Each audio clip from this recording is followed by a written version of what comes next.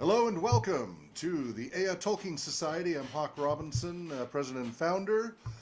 Brian will not be joining us today. His kids are in a play at school, and he's got to be there to help and support them.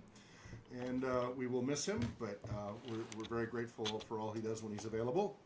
I'm off camera right at the moment, but I'll come on camera here in a little bit.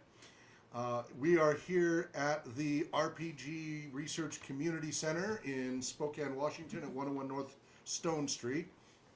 A reminder, we desperately need donations. Thanks to wonderful donors, including some who are here, both in person and afar.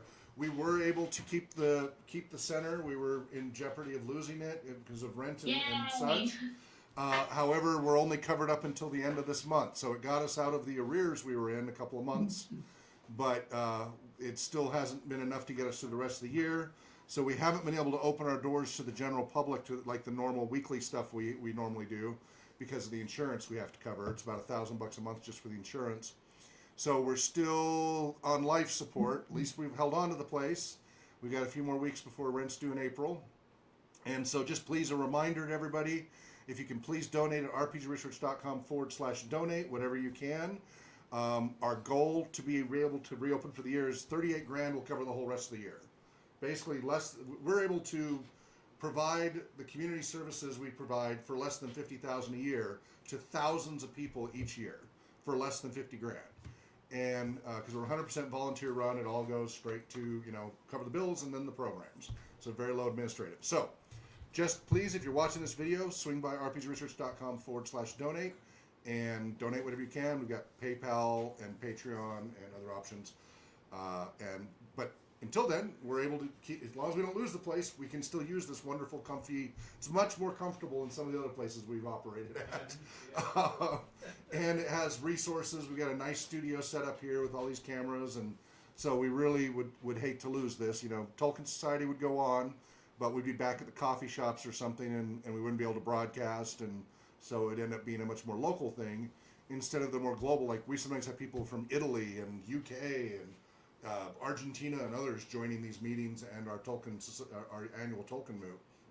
So we really want to try to get this taken care of. So whatever you can, please do. January was the best month in donations we'd had in a long time, because we put out the hue and cry and people stepped up, and thank goodness we got all caught up on our November, December, and January bills, and we had enough to cover February and March, and that was thanks to you wonderful donors. So, all right, enough of that spiel.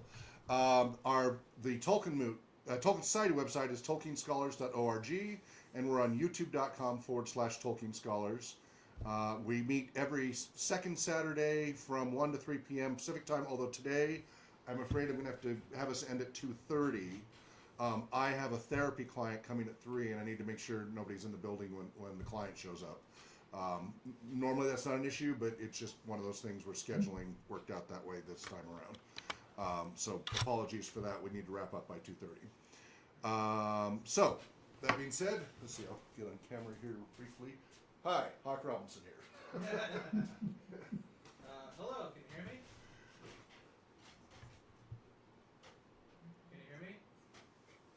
Yeah. Okay. Oh, hang on. It is not, for some reason, it's not recording that device. The chat settings changed. Just a sec. Okay, now try. Hello. There we go. My name's Anthony, and I hail from the East Farthing.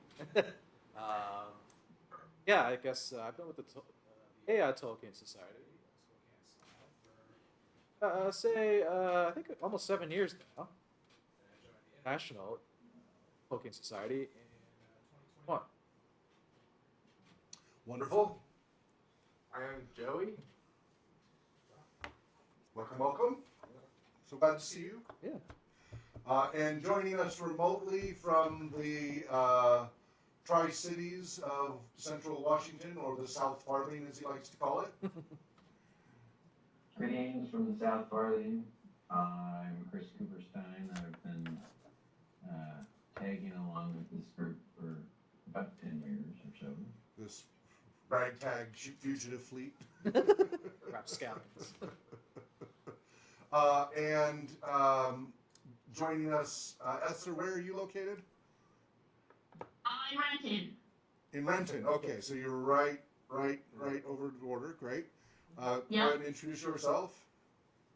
My name's Esther. And I've been going to meetings since the summertime, right, guys? And my parents really got me into Tolkien and Lord of the Rings when I was younger, and I thought this would just be a great group to make friends, and it definitely has been. Wonderful. We're really glad to have you. And also from Idaho, Gary. Well, no, Renton is actually in Washington State. Oh, sorry. I was thinking. Oh, I thought you meant like right over the border of Seattle. Yeah. No, I'm sorry. Renton's over. No, Yeah, like never mind. right next to Seattle. Yeah, I was gonna say. My bad. Bellevue. I Long week. yeah. One of my dogs is in the hospital right Yeah, now. there's a whole new culture over there, Hawk. Yeah, no, I know where Renton. You're actually right where Wizards of the I Coast used is to live over located. there. Yeah, you're where Wizards. Yeah, Of... I'm in Mountain Home. Yeah.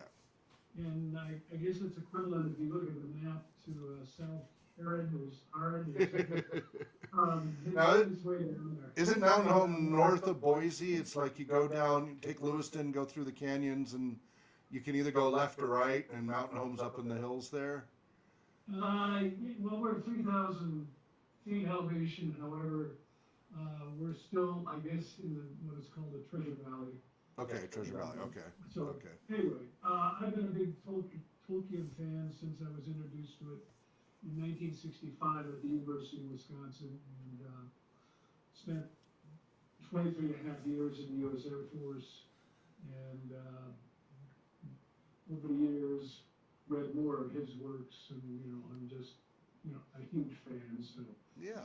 and I'm still, I haven't decided on Rings of Power yet, even though they've had their first season. Well, welcome. So glad you're here. All right. So did Brian get a hold of you at all, Anthony, with any prep info or anything? No. Well, So I mean, we're other than that email, I don't think so. totally, because I don't have I have that he was going to send stuff, but I think he got overloaded. Yeah, I think Let's see. he said he can't find his notes from last meeting, but yeah, because he had just given blood and was pretty tired. All right. So we don't have any notes this time around. I'm sure Brian will get that caught up when he can. Yeah. So what do you, anybody recall what we covered last month? Just maybe a little summary, Anthony. That'd be great. Yeah. It was, the Or Gary. music associated with Tolkien. Oh, yeah.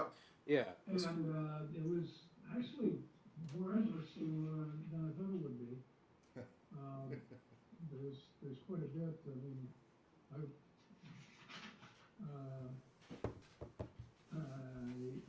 number one, the world that Tolkien created was created by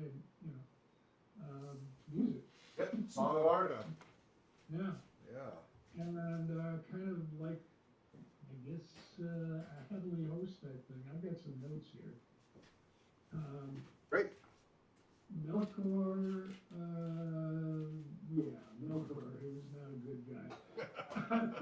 But his contribution was very, I guess, the word here is discordant. But, Yes. yeah. It's like rubbing your nails on a chalkboard. Everybody remembers that in school. And some took up his music, which was, I guess, strife. Even though Tolkien didn't approve of what's that term? Analogy. So Allegory. Allegory. Yeah. yeah. So and I saw one comment that Melkor's music was the music of the void, and even though he was kind of messing things up, the world was created and it progressed. So it's Yeah. Despite his effort to hijack the ship of creation, Iluvatar made it very clear, like, no matter what you do, you're still just doing what I want you to do to round out the vision and turn it, the reality into what it is.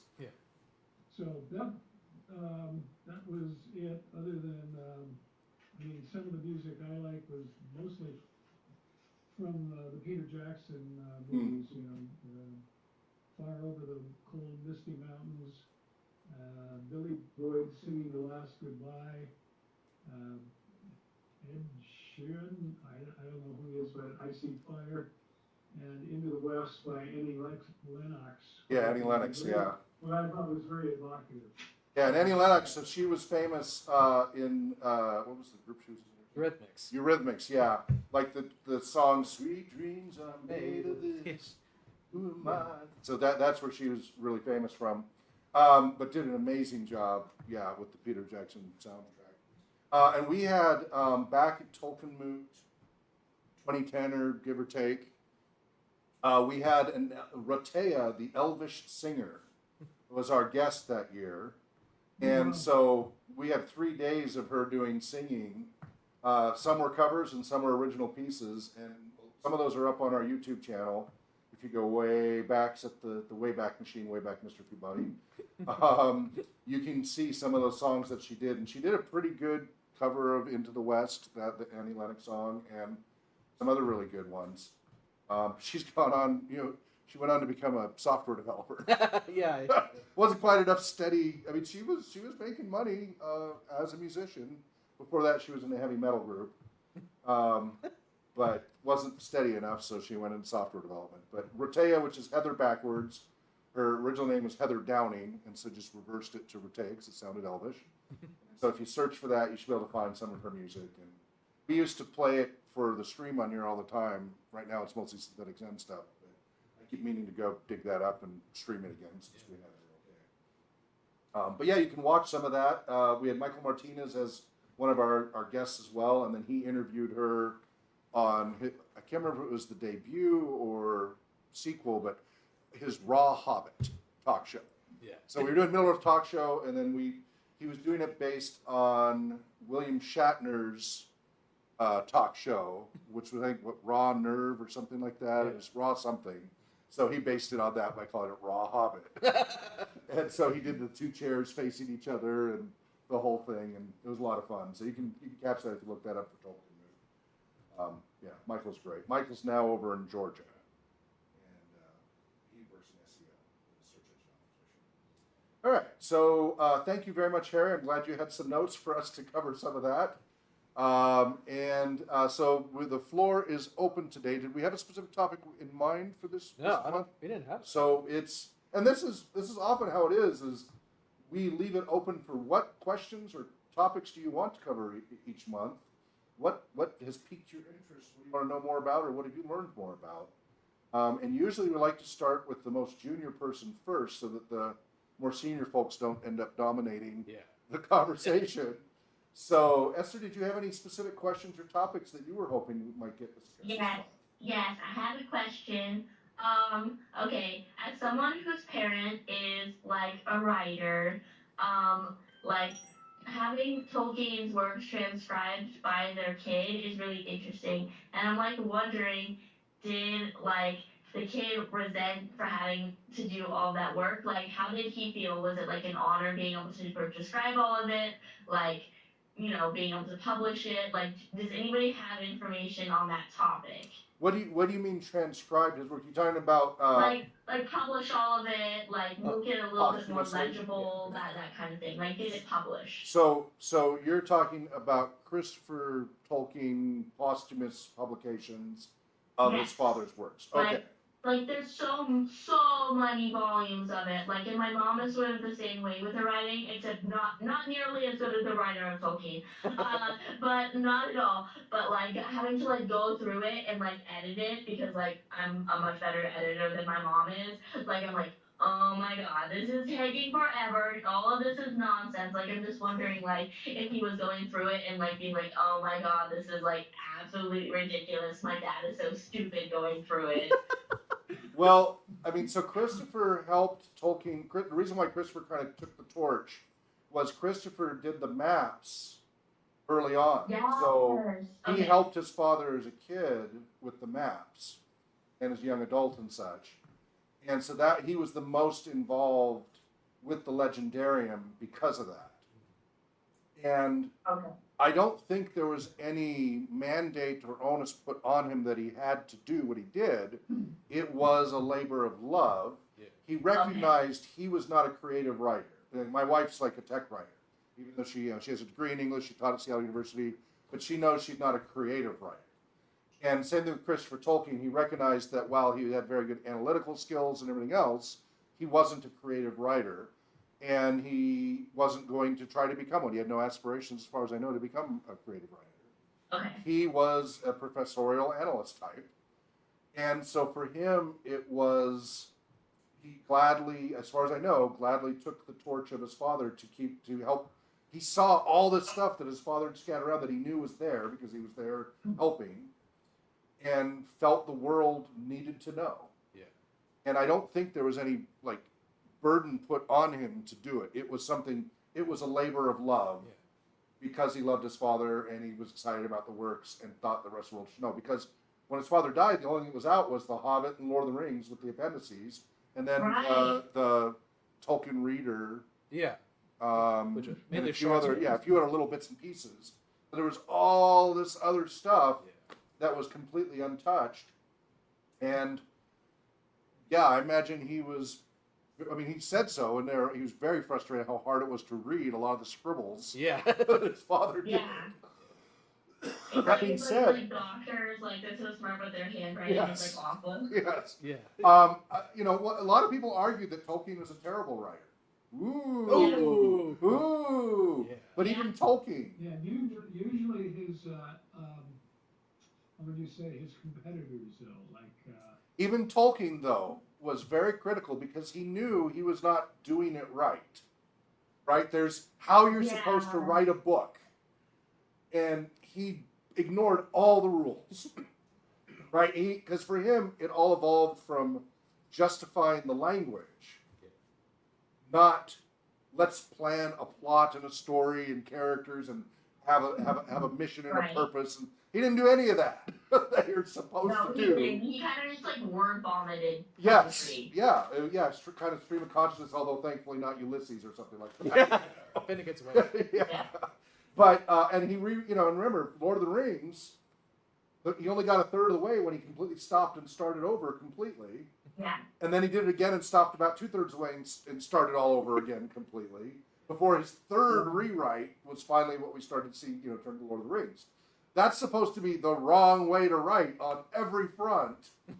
Like everything he did broke all the you're supposed to write this way to be a good writer rules. It is, but also don't people do that all the time now?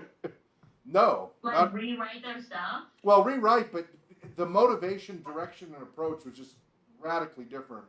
I don't know of anybody who wrote the way, the process. I don't mean style. I'm not aware of anybody whose writing process. I'm sure somebody out there who hasn't made it. I don't know. I've never heard a writer say, "Oh yeah, this was my process," and sounded anything similar to what Tolkien did. He broke all the rules. Yeah. And that's also why I get a little uptight when people say, "Oh, the next Tolkien." I'm like, well, you have no understanding of what was going on there. But yeah, a lot of people would argue he was a terrible writer. He certainly didn't follow any of the rules, and yet his writings resonate and for cultures all around the world and have legs. Right? What was The Hobbit? Was 1933, 37. 37, right? And Lord of the I Rings think you was could 13 argue that years he's later. a terrible technical. He's technically like a terrible writer. when you hear that, you kind of wonder how Shakespeare, penned his, Yeah. and Chaucer wrote, what he wrote, and that type of thing. So, Yeah. whether they, diagrammed everything out, Right. outlined, all this other stuff, and wrote till they're done, and then went back and redrafted or not. So Yeah, because the formulaic writers, Stephen King and stuff, they have a formula, and hey, if their formula works, Why not? that's not what you want to do. But and then there's people who are much more intuitively drawn, and yeah, I mean, I think they all have their place. Yeah. So, what are your additional thoughts on that? Yeah. Yeah, I mean, I recognize that Tolkien is not to everyone's taste, but for those who just love creativity and imagination, World building. the world build. Yes, I don't know. I can't think of another author who started that process of creating, inventing mythology, as Tolkien put it, what we would now call world building. I've seen other authors who do world building. I just never seen them start with language first. Exactly. It's always add in the language. Yes. You know, I mean, Robert Jordan, what he did is his books, Wheel of Time and all that, were based on his role-playing game campaign. Yeah. So he built the world for his campaign and then turned it into a book. And that's a very common theme going all the way back to the 70s and 80s when role-playing game became a thing, which, by the way, now it's its 50th anniversary. Yeah. Same with Dragonlance. Yeah, exactly. Well, that was the first commercial endeavor where it was intentionally the books and the modules were coming out together. Yeah. It was all planned. That was the first time it was planned that way. And it worked really well. I love those. Yeah, I love Dragonlance. So there have been a lot of different approaches as far as motivations for world building and such. But I haven't heard of anybody who started with the language first Exactly. as the premise for all the world building. That one I haven't heard anybody say. So world building is a thing now. I mean, like there's whole positions now as jobs as lore and world builders. Yeah, like in Blizzard Entertainment, the makers of Yeah, I've done it as an advisor for a health fitness gamification app and stuff. Yeah, so it is a whole thing now, world building. Yes. They didn't start with language. Yeah, exactly. That's a big difference. Yeah. George R.R. Martin did the whole world building and everything, but he definitely didn't get into the language part. He was more concerned with economic or like tax systems. Well, he was very much into the oh, no, I'm gonna blank on it. Machiavellian attitude. Yeah. Everything. Yeah, very much the politics. Yeah. Chris, do you have anything you want to say on this? Well, related to language, there was a movie that hit the screens this weekend that I went and saw, and apparently they had to go fill out Frank Herbert's language model for this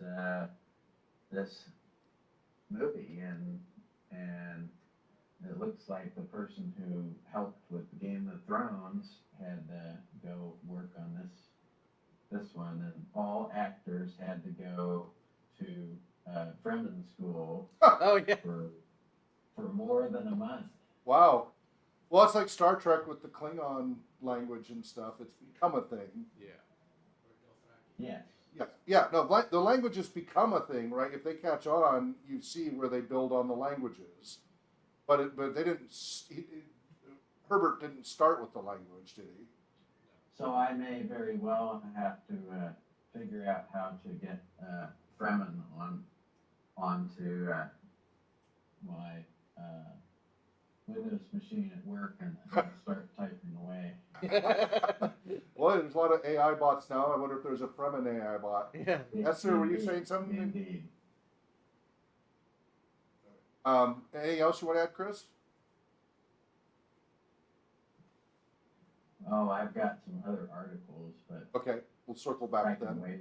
Okay, Gary, your thoughts Yeah, on I have Esther's one question? more comment. I mean, Tolkien was famous for starting and procrastinating. Yeah, Yeah. niggling. He niggled forever. Yeah, and that provided Christopher with lots of material. So I think in that respect, he was very lucky. So, Yeah, that's how you look at it. I read, The Hobbit is to me just a fun little book, and Lord of the Rings is, of course, his Tolkien's opus, as far as I'm concerned. The Silmarillion is not written as well, and the Farmer Giles of Ham and all this other stuff. So,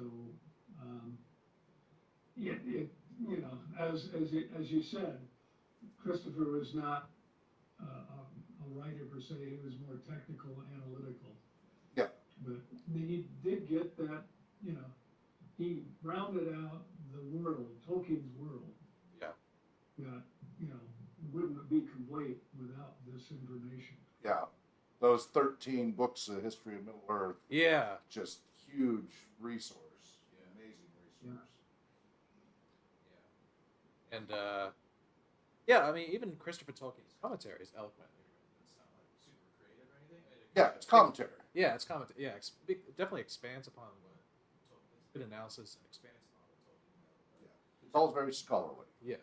I don't think, Christopher Tolkien tried to, at least with compiling the Silmarillion, he tried to, I mean, he didn't want to completely go against his father's wishes. But there was just some blank spots. Yeah, he had to take creative license as best he could. Yeah, Yeah. like with I think it's called the Dwarven Necklace, the Oglemere, yeah. Yeah, that had Tolkien never really revised that story beyond the Book of Lost Tales. Right, right. Yeah. Well, but a lot of the Silmarillion stuff later, as Christopher finished the history, went, oh, Yeah. no, if I'd had all these resources before, the Yeah. Silmarillion would be a lot better. Yeah. Gonna have to, now that he's not doing it anymore, we'll have to have some AILM or something recompile it and Yeah. get like the way the Silmarillion could have been. Actually, Tolkien's grandson Simon Is taking the torch. well, he's afraid of private. Oh, okay. He's a former lawyer. Who's taking the torch since Christopher stepped down? I don't know. I don't think Nobody's I don't think they stepped named up? a literary executive. I'd heard a rumor of Mike, but that was it. I thought there was a Mike Tolkien, but I don't know. Yeah, I don't know who's carrying the torch to continue, other than just the general family, Yeah. who are Tolkien's just estate. cashing in as opposed to moving forward. Yeah. Pretty much. Yeah. Esther, was that helpful? Yes, it was very helpful. Thank you. I appreciate it. I think maybe I was just projecting my own issues of having a author parent on to Christopher, maybe. So Perhaps. thank you for the confirmation that he really enjoyed putting together the works. It makes reading the ones that like he has the little notes and everything in there at the beginning like more enjoyable. Yeah. Yeah. No, I mean, there's no way. Christopher did this till what? He's like 96 or 9. Yeah, he was Into there. his 90s, he was still working on these. Yeah. That had to be a labor of love to do it that long, because he didn't have to do it. Yeah. Even after Tolkien's death, other scholars have taken up the Yeah, torch to yeah, the different museums and everything else. Yeah, so I think it was done It's out of also love. like remarkable, like at that time of the world, to have like a good enough relationship with your dad to be able to do that. Yeah, yeah. I have 3 sons, and I get what you're saying.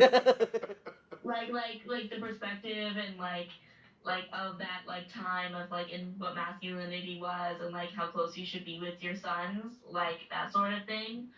Especially like education wise, rather than like a physical sport or something, or like woodworking rather than like that sort of thing, and rather like education being passed on and like written word being passed on instead. I think that is like a very progressive thing for that time. It sounds like Tolkien was a very loving father. Yeah. He had his I think flaws. so.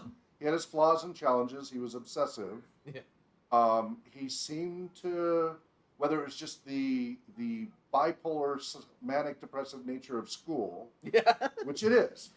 The whole college K-12, it is an incredibly manic depressive environment.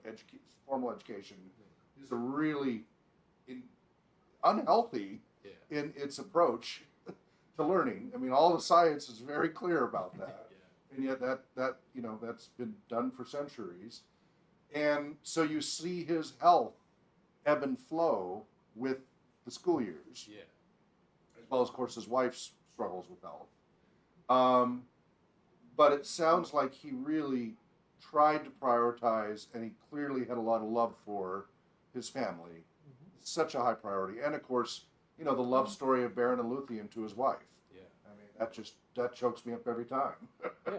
With the tombstone and all that. That's amazing, considering how difficult their relationship with their family, because of the religion battle and all of that. Yeah. Yeah, it was a bit of a Romeo and Juliet situation there. Yeah. Yeah. Sorry, I missed what you said at the very beginning. Were you saying that Tolkien had depression, or were you saying that Christopher had bipolar depression? No, neither of them did. I was saying the school Oh, okay. environment is a manic Okay. depressive environment. That would make a very big difference on both of their relationships if that happens. Yeah, Okay, no, I just no. wanted to clarify what you were saying. Yeah, no. There's no diagnosis of any of them. I wasn't making a diagnosis of them. Yes. I was saying the way Tolkien worked in binges, around all his other schoolwork and everything else, combined with the natural school environment, is a very manic depressive environment of intensity and then collapse and intensity and collapse. And so there was a lot of that. If you look through Tolkien's letters, of I'm writing like crazy, I'm doing all this at school, and I'm writing like crazy on this project, and then I'm now spending months recovering. You know? And it's just a lot of that going on that added to all the other challenges that would have made it also difficult as a family to be around somebody who's kind of on and off like that in intensity. I'm not trying to make a diagnosis of him. I'm saying the environment. My mother has untreated bipolar depression, manic. So her school environment when she's in college is exactly like that. Yeah, but I'm not saying Tolkien was manic depressive or Christopher or anything. I'm saying the school environment is like that. It's like keeping up like consistently with your writing when you're like that is so difficult, and it must have been like his creative drive must have been so incredibly massive if he was struggling with his mental health. Yeah, I'm not saying he struggled with bipolar or manic depression. I'm saying school is a manic depressive environment of these intense, you got midterms and finals and then recovery, and midterms and finals and recovery creates a manic depressive environment for anybody who actually cares. I'm not talking about the partiers who don't care. Yeah. They're like, hey, it's the best time of my life, man. It was easy. You're like, how well did you do? Unless you're a real genius or something, I think for me, I'm just kind of like level during the whole school year. I don't really get like that. I kind of just work the same the entire time. Then are you in high school still? No, I finished high school and You're in college done now? like half of my college. Okay, so you've been really fortunate as far as your professors being more organized than allowing you to do that. I also do have 504s, so they give me like deadline extensions and stuff like that. That so makes that a big I don't difference. get like that. Yeah, because a lot of So professors. I like alter my school experience because school, like the way they set up everything, can really suck. Yeah, no, a lot of professors unfortunately create that environment. They don't plan out their stuff well enough, and so they create this really chaotic environment all the time. And you'll get good professors who don't do that to you, help you be prepared. They'll give you what you need to know as your roadmap up front, so you can plan and be well organized. But that unfortunately becomes the exception rather than the rule, and it should be how all of them should be. Then there's just some professors who are just horrible. There's this abnormal psych one. Horrible. I corrected his test repeatedly, and then he stopped taking my correction because he got so frustrated. Every one of his tests were broken. So I took it to the dean and everything. Oh, and nice. They did nothing because he had tenure.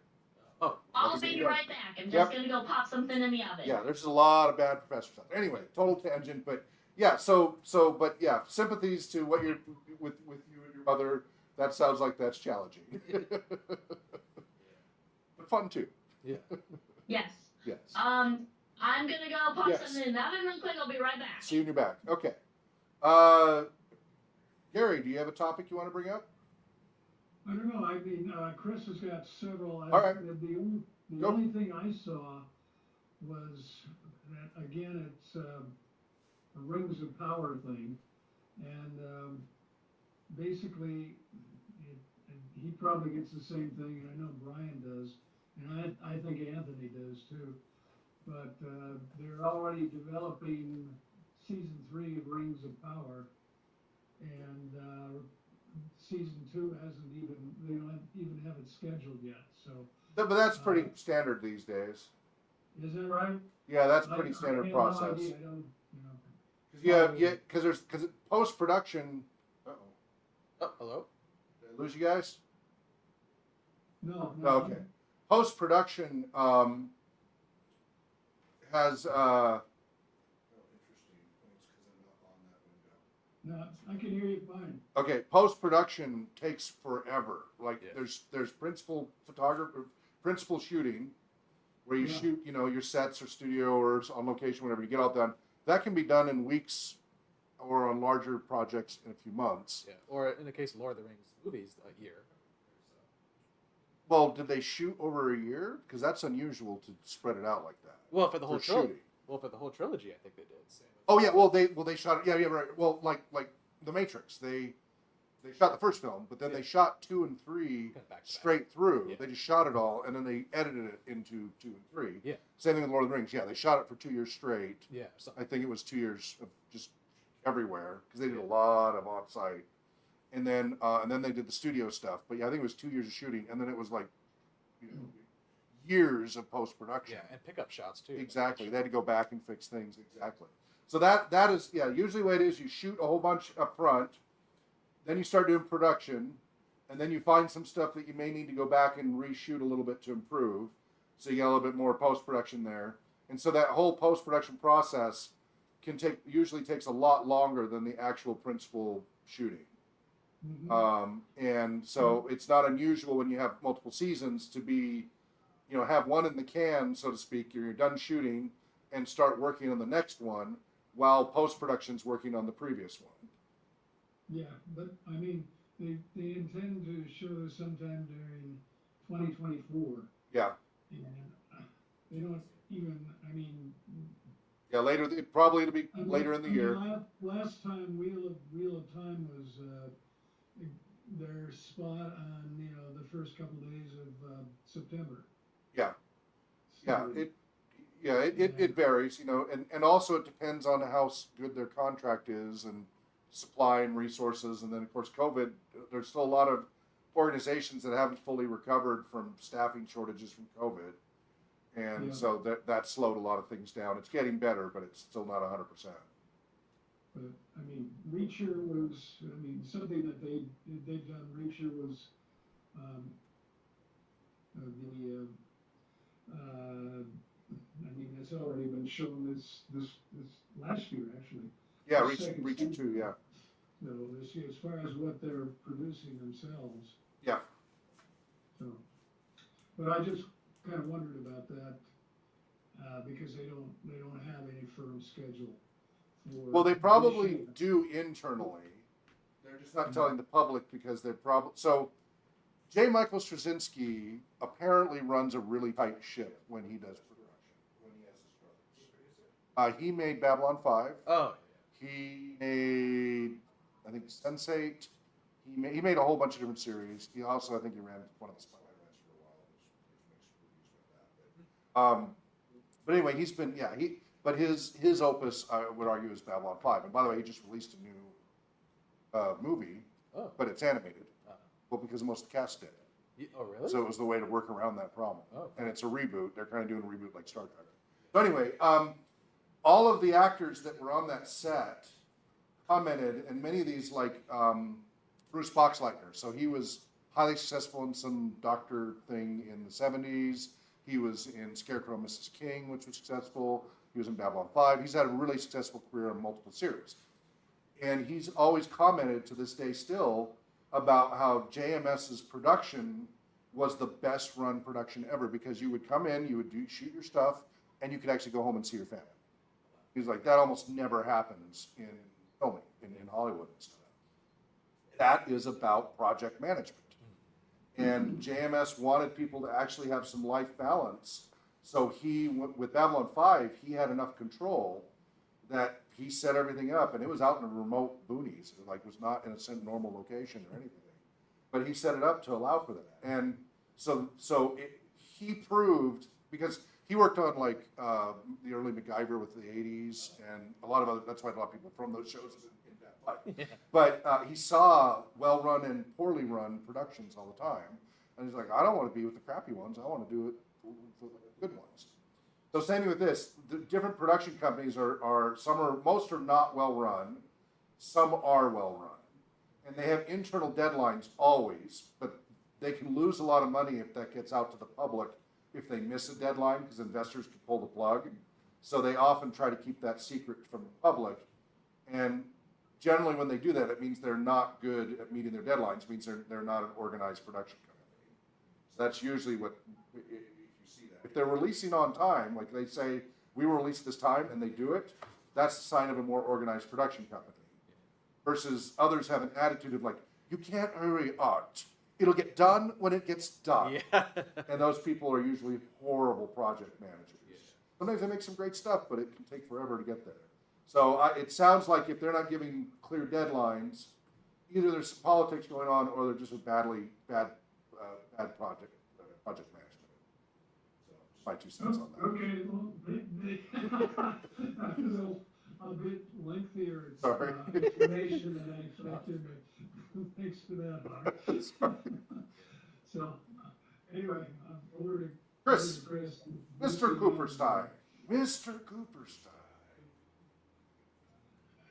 Well, let's see. Gary talked about opening of season 3, so I'll leave that off. Tolkien, Lighting Up the Darkness, is a new graphic novel about, based on the screen grabs that I see, his times in World War One. Oh. Might be interesting for those of you who have teenagers or preteens like myself. I'm going to have to see if I can find a copy of it. When you say graphic novel, do you mean like comic book format or? Yes. Okay. But if you call it a comic book, some people get very upset. Right. So that looks interesting. We'll see how accurate it is. I'm wondering if this is independent of the movie that came out several years ago, 4 or 5 years ago, or not. I don't know. There is a postcard invitation that recently showed someone shared, and here is the postcard. It's an invitation. Professor and Mrs. Tolkien request the pleasure of your company on Wednesday, November 21st, 1945, to assist them in celebrating the coming of age of their son, Sub-Lieutenant j.r.r, Tolkien, RNBR, which is Reserve Navy veterans. At the bottom of the invite, the Tolkiens added carriages at midnight, ambulances at 2 a.m., wheelbarrows at 5 a.m., horses at daybreak. Oh, that's wonderful. Where's that? They threw a party for their son, Christopher.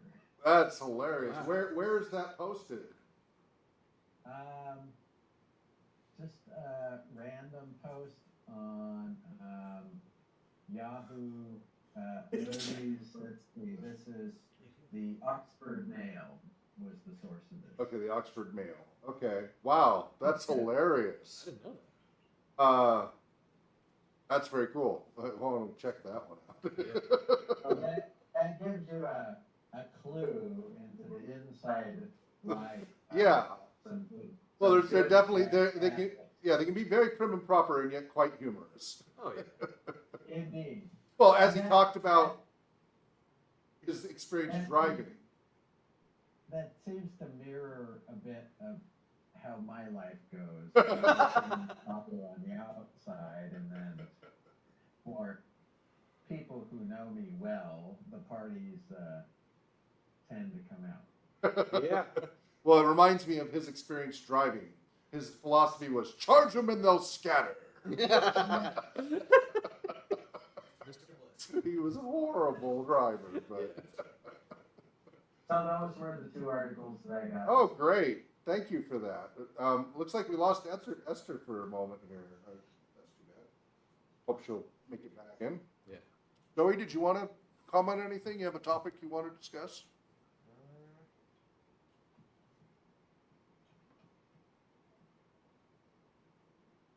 Only thing I think of is the Hobbits. What about it? how, they have different areas. Do they have different clans that are in each areas? So in the Shire, Yeah. like the different East Farthing and all of that, Yeah. South Farthing, so the different regions of the Shire? Yeah. Okay. Home to different clans or? Yeah, they had different families. The Tooks, The Brandy Bucks. Brandy Bucks, like they had different like little subcultures, because some of them were like river water type people, and the others were pure farmers and Storms. yeah. You definitely had a little bit of a different little microcosms inside the Shire. In the new Lord of the Rings role-playing game, Tor, the One Ring, second edition, the adventure that comes with the starter set and such now, it starts you in the Shire as hobbits, adventuring in the Shire, and it takes you around to different parts of the Shire so you can experience the different people and culture of the Shire and the different terrain and such. Does that answer what you were asking? Yeah. Okay, cool. You guys have any comments on that as far as the different parts of the Shire and the people and cultures?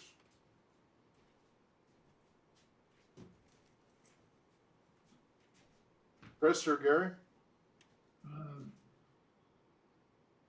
I can't think of anything right now. Okay. I think Tolkien kind of lays out Hobbit culture in like the prologue to the Lord of the Rings. He kind of explains what an anathema is.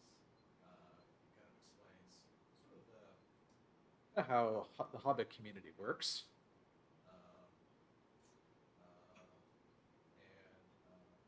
think is the capital of the Shire like Mickledale or something like that, or It's not Hobbiton? or not. Well, yeah. I mean, Hobbiton's kind of where the story is. One thing, let me back up. One thing I saw that I thought was interesting is, the Shire is not the only home for hobbits. Right.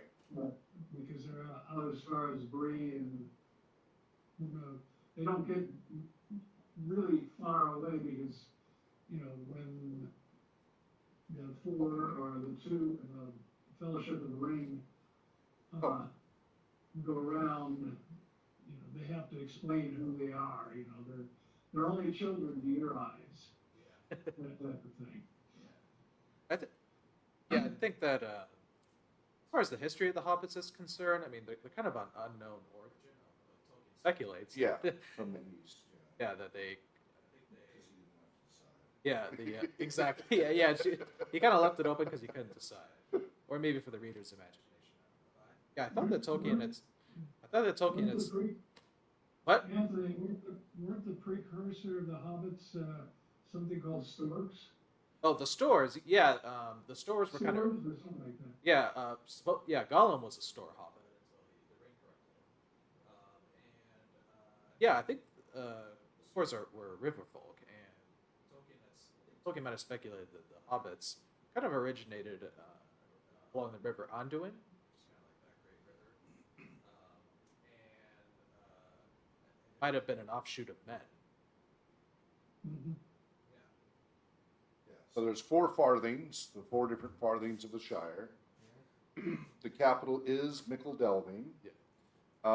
And that is meant to be, I lost the section before, it's meant to be a pun on, let's see.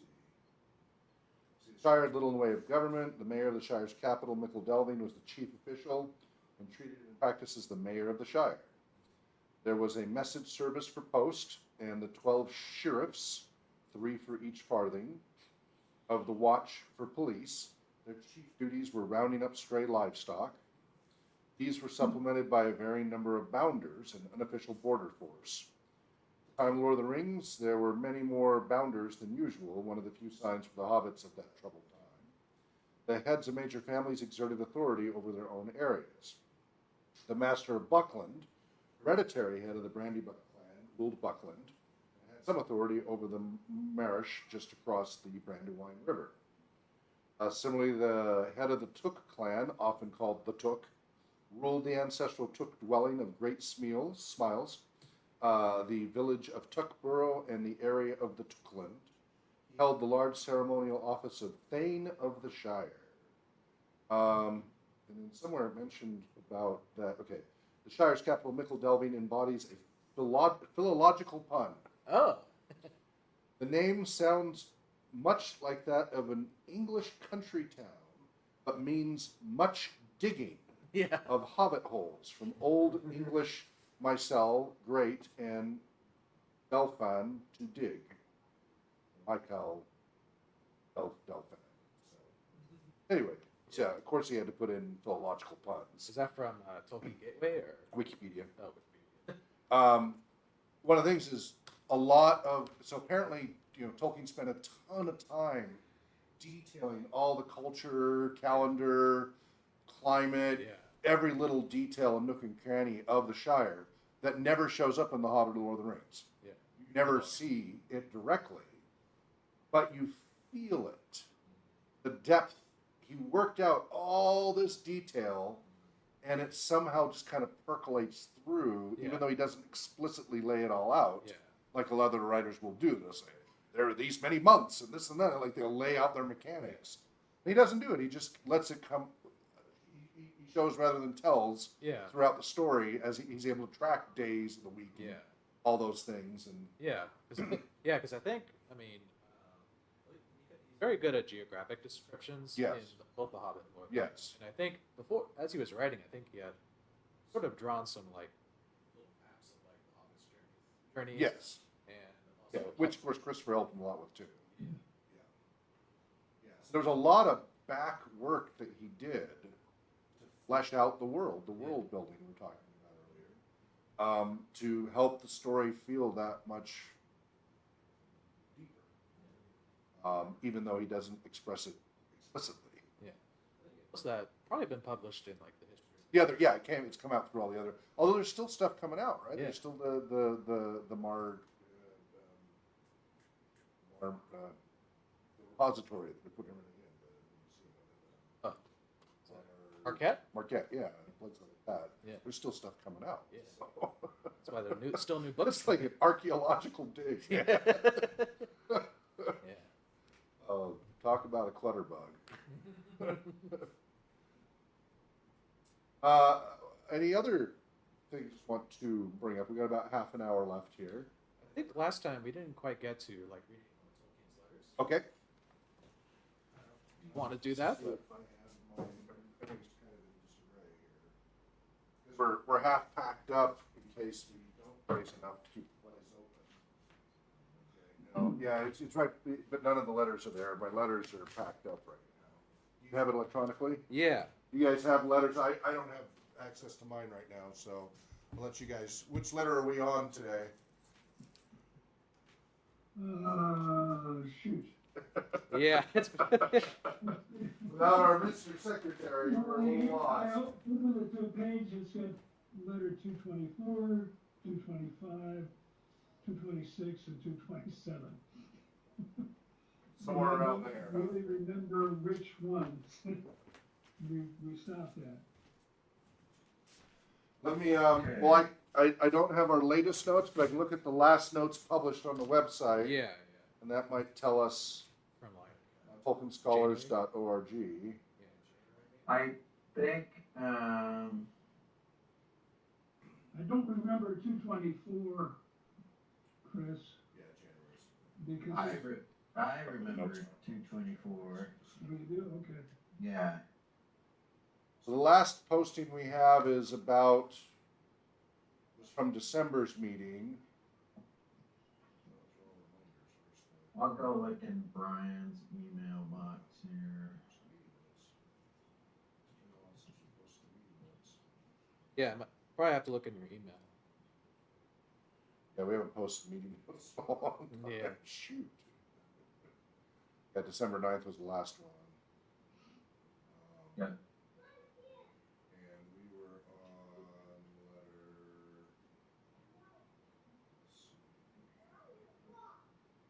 208 back in December. I don't have anything newer than December's. Okay, hang on. I got Brian's 210 January notes.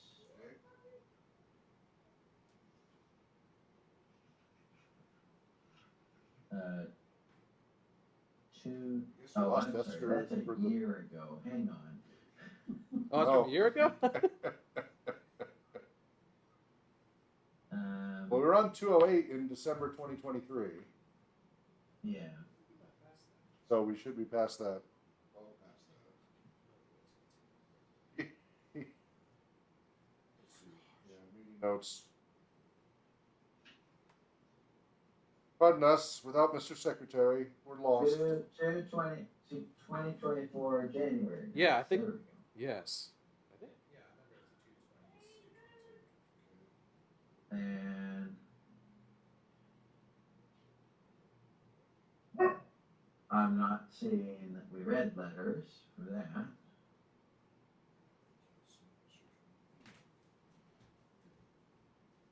12/8. I will try to get letter notes out. Yeah, right.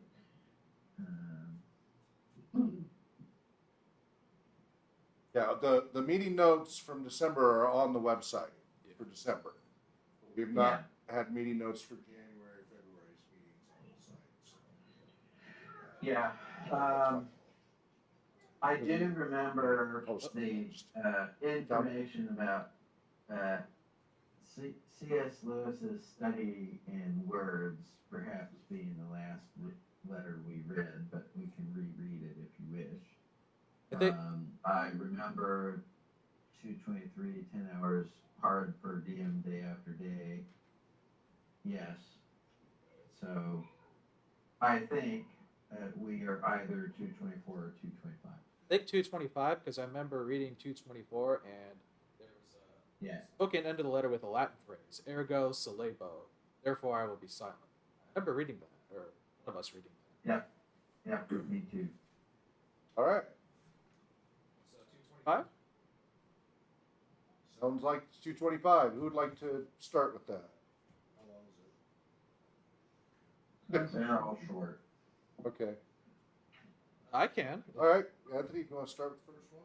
Okay, letter 225 from a letter to Rainer Unwin, 10th of December 1960. Puffin Books had offered to publish a paperback edition of The Hobbit. Tolkien writes, "Thank you for your news of the Puffin offer and your advice. I may safely leave the decision to your own wisdom. The chances of profit or loss, in cash or otherwise, are evidently neatly balanced. If you wish to know my personal feelings, I'm no longer able to ignore cash profit, even to the odd £100, but I do share your reluctance to cheapen the old Hobbit. Unless the profit or advantage is clear, I would much rather leave him to amble along, and he still shows a good walking pace. I am not fond of puffins or penguins or other soft-shelled fowl. They eat other birds' eggs and are better left to vacated nests." So he was kind of bunning on the publisher name and the birds. Yeah, that's funny. That's the end of 225. Okay. Well, anybody want to talk about that?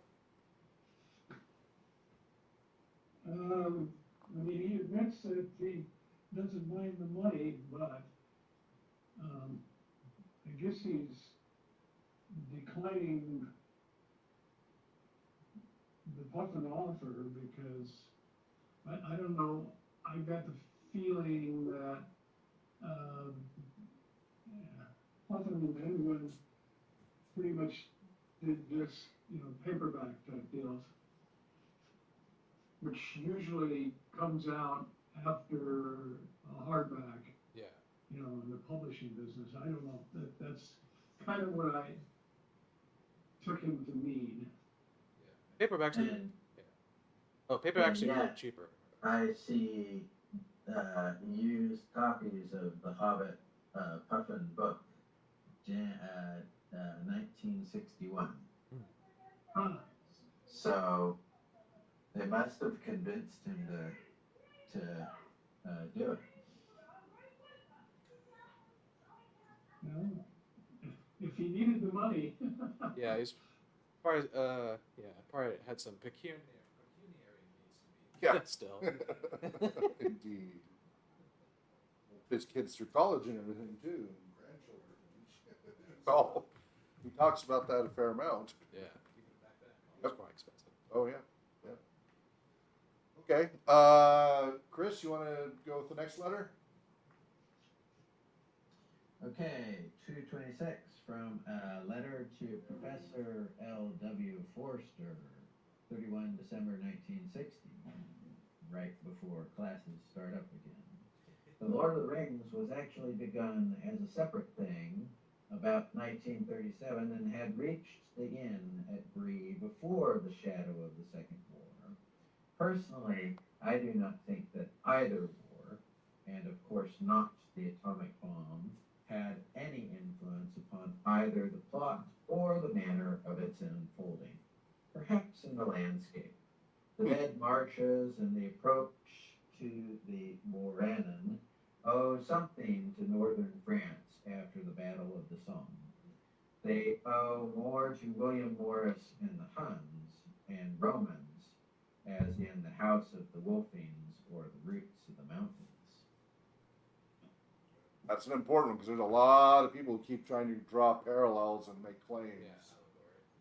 Both the allegory and just that he was inadvertently his experiences, impinged on his storytelling. Right? A lot of people really push for that.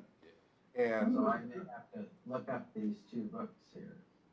Yeah, William Morris was a huge influence on Tolkien. Yes. Because he wrote a lot of fantasy works like The Well at World's End. He also translated, I think, either poetic or prose has. Okay. Yeah. Well, and it goes back to his applicability. Yeah. It's like you're going to see something that reminds you of something else. Yeah. Correlation does not prove causality. Exactly. Yeah. Yeah. But if there's anything autobiographical in his works, Yes. it kind of seeps through unconsciously. Sure. Yeah. Sure. But as you're saying, it's like kind of the experience of it rather than the specific plot. Yeah, details. Yeah. But he does make the comment that the First World War influenced some of his writing, or at least that part about the dead marshes. Right. He was talking about the feel of it and such, Yeah. as opposed to the specific story and such. Because everybody wants to draw direct one-to-one parallels. He's like, no, this is it's a more universal. Yeah. These are universal stories that transcend any one period. Because if he was just making a temporal reference to now, it wouldn't have the same level of applicability. Yeah. That's the problem with so many writings that try to address the current political situation or whatever, current social issues. If they're very narrow in scope, they're passé within 10 years, 20 years, and have no further relevance because they're too narrow in focus. Yeah. His cover the big issues of human experience throughout history, drawing on all those great ones that draw on it. So I think, but people always see the parallels. That's it. It must be one-to-one. Exactly. So I think that's an excellent example of him explaining, like, oh, here's where it influenced, but it's not the way you think it is. It's okay in this area. I was thinking Yeah. the collective you. And I think that's a really good example of him explaining that. In short, right. He didn't go into a long, he could have gone into a very long letter with that one. Yeah. A tirade. Enumerating in great detail what was and wasn't. Yeah. Yeah. There was remarkable restraint for him. Further thoughts or comments on that, Chris or Gary?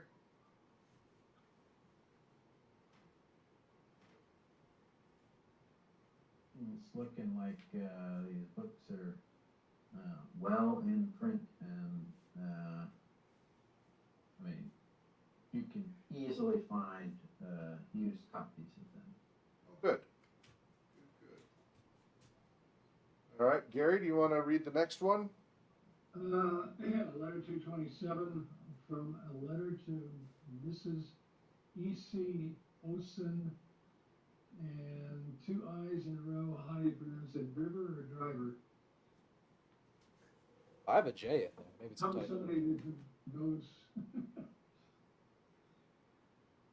Anyway, 5 January 1961.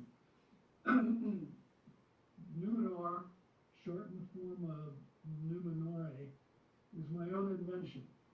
Compounded from Numenor, going down, which he's got a symbol there for what I take as a square root of MDU, WU, due sunset, west, and Nore, land, country, westernese. Okay. Anyway. Western S. Numenor is then the land of the west where the sun sets, or something like that. The legends of Numenor are only in the background of the Lord of the Rings, though of course they are written first and are only summarized in Appendix A. They are my own use for my own purposes of the Atlantis legend. That's interesting, but not based on special knowledge. Yeah, what happened to Numenor was what happened to supposedly Atlantis, according to Plato.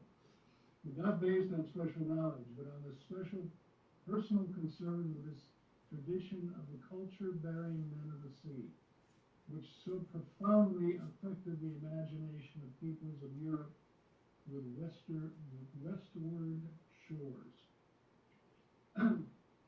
C.S. Lewis is a very old friend and a colleague of mine. Indeed, I owe to his encouragement the fact that, in spite of the obstacles, including the 1939 war, I persevered and eventually finished The Lord of the Rings. He heard all of it, bit by bit, read aloud, but never saw it in print till after his trilogy was published. His Numenor was derived by ear from Numenor, and was indeed intended to refer to my work and other legends not published of mine, which he had heard.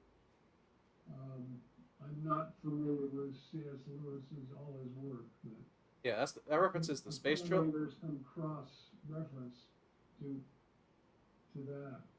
I am now under contract engaged, among the last other less congenial tasks, in putting into order for publication the mythology and stories of the first and second ages, written long ago, but judged hardly publishable until, so it seems, the surprising success of The Lord of the Rings, which comes at the end, has provided a probable demand for the beginnings. But there are, I fear, no hobbits in the Silmarillion or the history of the Three Jewels. Little fun or earthiness, but mostly grief and disaster. Those critics who scoff at the Lord because of all the good boys come home safe and everyone is happy ever after, quite untrue, ought to be satisfied. They will not be, of course, even if they deign to notice the book. And okay, that goes on to the next page, at least in this book, with a comment in here that says the Swedish publishers of The Lord of the Rings, Gabers, were dubious about including the appendices in their edition of the book. Tolkien's opinion on the matter was sought. Okay. That's probably what this is all about then. Right. Well. Are you still reading? Yeah. Okay. Sorry. Yeah. That goes into the next letter. It goes on. It's actually quite a long letter. Well, I think you just started reading the second letter, so. Oh, this is 228. Okay, I'm sorry. That's okay. I didn't see it up there. Okay. So anyway, they will not be, of course, even if they deign to notice the book. So anyway, that's apparently he was responding to this lady because she had asked him a question about I don't know, I guess C.S. Lewis had a Numenor or something like that in one of his books. Yeah, I think that. What Tolkien's referencing is C.S. Lewis's space trilogy. That actually originated in sort of a mini contest between Tolkien Right. and They Lewis. challenged each other. Yeah, so Tolkien challenged Lewis to write a space travel story, and then C.S. Lewis challenged Tolkien to write like a time travel Yep. story. C.S. Lewis's challenge eventually became the space trilogy, consisting of Out the Silent Planet, Paralandra, and That Hideous Strength, of which I read the first one. And then Tolkien's challenge was never published, but he started to write this time travel story called Lost Road, which I think what started in like contemporaneous times, and then kind of goes back in time, and eventually leads to the downfall of Numenor. Which has been published in. Was it in the Lost Road or was it in the book Lost Tales? Yeah, it was in Volume 5 of the History of Middle Earth. Lost Road, yeah, the blue one, Of course, unfinished, like most Tolkien's Yep. writings. yeah. Yep. Chris, comments? Well, the Second Age had no hobbits. As far as documented, Yeah. they may have been far I in the east, fear, being I hidden. fear no hobbits in the Silmarillion. So Yes. Well, he was where saying that did as far Amazon as get off? yeah, he was saying that as far as the fan base, he didn't write about the hobbits in Silmarillion. Yeah, exactly. Yes. He was mostly concerned about the First Age and Yeah. a little bit of the Second Age. Yeah, the firstborn and the second and third. Yeah. Yeah. But we teased that one out as far as the potential for hobbits in the other ages. They're just hard to see. They were Yeah. very good at remaining hidden. Yeah. Just like They were wanderers, and we saw that in. I mean, they did take to that in the Rings of Power. Yeah. I thought that part was a reasonable, because they're the wanderers, and they go out of their way to be hidden and not be seen, so Yeah. nobody. They're just rumored. Yeah. They're fae. Yeah, kind of. I'm not fully buying it. I'm not saying their version was perfect fit, but yeah, it may be Tolkien using an excuse, but he did prefer that as why, where did they come from? They didn't just spring up out of the ground, Yeah. that they were a hidden people. That was something we built on for our adventures and stuff, to be able to say, okay, well, there may be beginnings of them, and they're really good at sneaking, and they try to, not leave rumor of themselves while still wandering around. But they didn't establish any civilizations In the prior to the Shadow. One Ring series, they were just traveling nomads, Right, exactly. and no one knew that they were there, even if they were like right under their noses. Exactly. Yeah. Because they didn't establish any buildings or structures or civilization. Yeah. Permanent. Yeah, exactly. They were nomads. They stayed roaming, and they went out of their way not to be seen for fear of being wiped out. All the dangers of Morgoth's and Sauron's creatures and everything. Remember, it was a time where all of the free peoples were in terror, right? Especially when the Númenóreans left right after the big battle, and they were gifted, the island, and the Númenóreans left, the 3 tribes of men and some of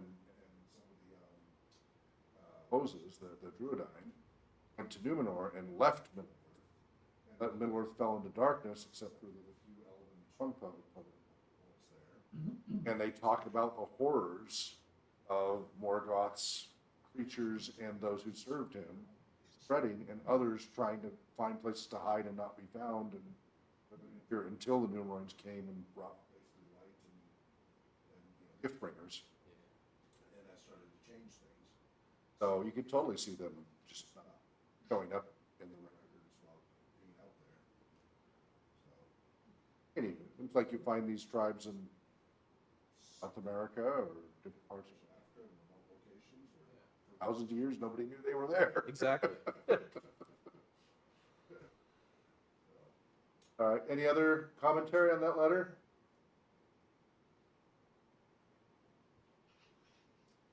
Okay, I think, should we just leave it there for now? I think, yeah, it's 2:20. So. Yeah, I think we'd leave it there. We need to do an abbreviated one because I've got a therapeutic client coming here soon, so we have to transition. But I'm glad we were able to make it, and hopefully Brian will be here next month and have us, structured organization. 'Cause Yeah. I'm juggling so many other things right Yeah. now. But I'm glad we were able to still make it happen. That's Yeah. important. Hopefully we'll be able to do it here next month. Yeah. Hopefully we'll have the place. Yeah. So please donate, rpgresearch.com/donate so we can still be meeting here. Fingers crossed on that. If not, then we'll post an update as to where we are. It may just be all remote from our houses if we're not able to be here. I hope that's not the case. So TolkienScholars.org is our website. We try to post the meeting reminders and meeting notes. We're a little bit behind on those right now, but we'll try to get them caught up. YouTube.com/Tolkien Scholars is where we upload these meetings and stream them live. We meet on the second Saturday of each month from generally 1 to 3 p.m. Pacific time. We're cutting a little short today. And you can check these. We got like over 10 years of videos, 15 years of videos on this channel going way back. Mm-hmm. As well as Tolkien Moot, our annual get-together going all the way back to 2005, I believe. And then don't forget there's Other Minds magazine, which is both scholarly and gaming-related Tolkien lore and writings of all kinds of interesting things. Like they go into great depth about economic systems and government systems and all these other things in great depth, trying to look through Tolkien's works and put them together in a whole. So otherminds.net. I think we're on issue 26 or 7, something like that. Dr. Thomas Morwinski is keeping that going. I founded it, but he's kept that torch going. Nice. A lot of great material there. We used to always read at least one article from that. That was because it had some really interesting stuff in it. It'd be great. It'd be great to bring that back in. Yeah, and it's freely available. The PDFs are freely available. And John Howe and such lets us use his artwork legally because we're a Creative Commons open source. So he's really looking really good. My first issue says worried about licensing. There's very little to no artwork. I played it safe. It's just black and white. But Thomas wheeled and dealed and got nice looking issues. So there's all the different components. And so we'll see you all next month. Thank you all for coming. And where you may be well and Namadi.